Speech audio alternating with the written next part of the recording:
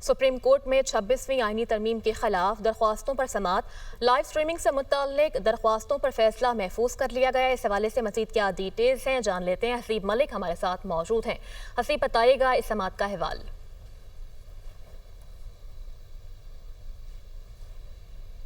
हसीब, आप हमें सुन पा रहे हैं? सुप्रीम कोर्ट में 26वीं आईनी तरमीम के खिलाफ दरख्वास्तों पर समाअत। लाइव स्ट्रीमिंग से मुताल्लिक दरख्वास्तों पर फैसला महफूज कर लिया गया है। मुस्तफ़ा नवाज खोकर के वकील शाहिद जमील ने कहा कि फुल कोर्ट की तश्कील के हवाले से हमारी दरख्वास्त पर एतराज़ात लगे हैं। इस्तदा है कि चैम्बर अपील पर पहले फैसला किया जाए। बेंच की जानिब से मुशावरत के बाद दरख्वास्त पर नंबर लगाने की हिदायत कर दी गई है, जबकि जस्टिस जवाद एस ख्वाजा के वकील ख्वाजा हुसैन अहमद रोस्ट्रम पर आ गए। उन्होंने कहा कि हमारी भी लाइव स्ट्रीमिंग की दरख्वास्त है।